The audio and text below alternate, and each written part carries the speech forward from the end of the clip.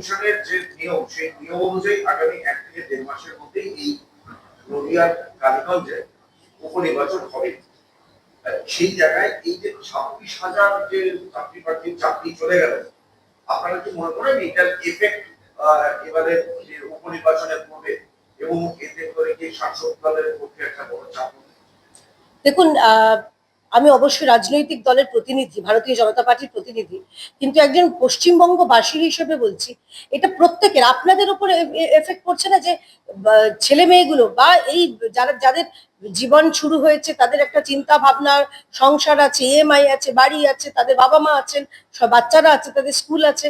তো এই বিষয়টা, এই ইম্প্যাক্টটা আমার মনে হয় পশ্চিমবঙ্গে সবারই পড়বে, শুধুমাত্র তৃণমূল বাদে। কারণ টাকা তারা খেয়েছে, চুরি তারা করেছে।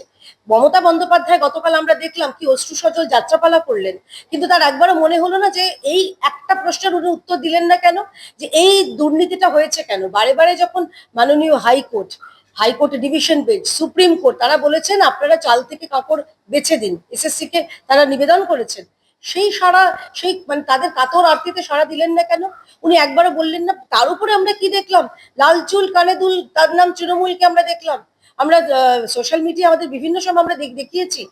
চিন্তা করতে পারছেন, সিটি কলেজের ভাইস প্রিন্সিপাল মহিতোষ গায়েন, তিনি যোগ্য চাকরি প্রার্থী সেজে চলে গেছেন। এনাদের জন্য মানে লজ্জা করছে বলতে।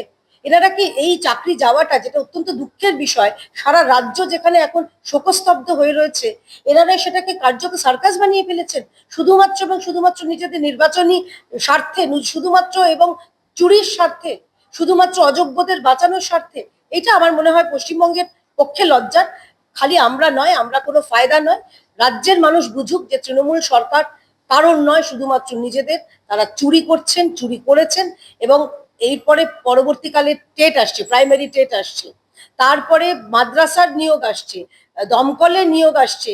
মানে আপনি যেইখানে পশ্চিমবঙ্গের যে কোনো দপ্তরে দেখবেন যেখানে থেকে তাদের চাকরি হয়েছে, প্রতিটা জায়গায় এরকম ভাবে দুর্নীতি হয়েছে। ভাবতে পারছেন মানে এটা কি সরকারে বসে আছে, এতটা দুর্নীতিগ্রস্ত সরকার, যে তারা মা মাটি মানুষের প্রতিনিধি নিজেদের বলেন, অথচ মানুষের কথা ভাবছেন না। মায়েরা কাঁদছেন সেটা ভাবছেন না, মানুষ এখানে রাস্তায় বসে রয়েছে তাদের কথা ভাবছেন না।